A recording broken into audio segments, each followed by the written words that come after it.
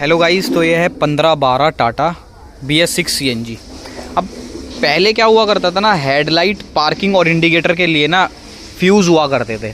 अगर मान लो इंडिकेटर की वायरिंग शॉर्ट हो जाती है तो फ्यूज़ उड़ जाता था और वायरिंग जलने से बच जाती थी। पर अब ऐसा नहीं है।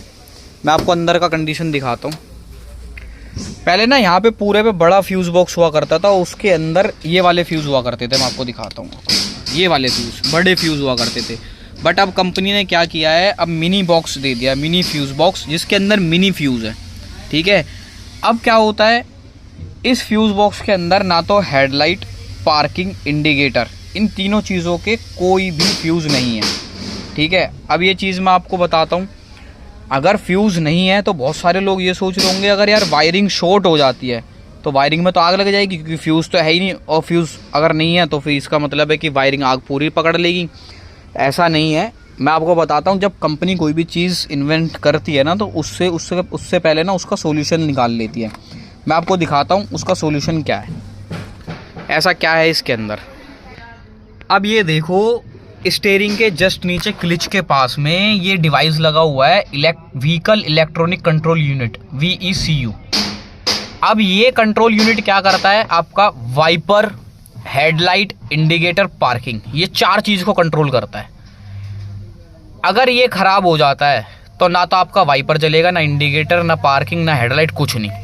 अब दूसरी चीज़, भाई ये कंट्रोल कैसे कर रहा है, मतलब कि अगर मान लो कोई वायरिंग कहीं से शॉर्ट हो जाती है, मान लो ये इंडिकेटर है, इसकी वायरिंग कहीं से शॉर्ट हो जाती है, तो वायरिंग में आग लगने से कैसे बचेगी। तो देखो, अगर वायरिंग एक साथ प्लस माइनस हो जाएगा तो तुरंत ना इंडिकेट होगा कंट्रोल यूनिट को कि वायरिंग शॉर्ट हो गई है। तो ये क्या करेगा, ये तुरंत कनेक्शन काट देगा। कनेक्शन जैसे ही काट देगा, सप्लाई बंद हो जाएगी और ये आग लगने से बचा देगा। ऐसा होता है हेडलाइट में।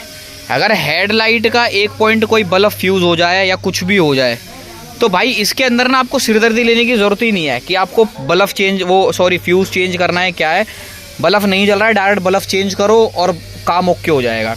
और दूसरी चीज़, पार्किंग अगर कहीं से शॉर्ट हो जाती है, इसके अंदर एक खासियत है, अगर मान लो राइट साइड की पार्किंग शॉर्ट हो गई, तो भाई आप ना कितनी भी कोशिश कर लेना, पार्किंग दोबारा चालू नहीं होगी। चाहे आप चाबी काटना, कुछ भी करना, जब तक आप कटआउट बंद करके चालू नहीं करोगे, ये दोबारा पार्किंग को सप्लाई नहीं देगा।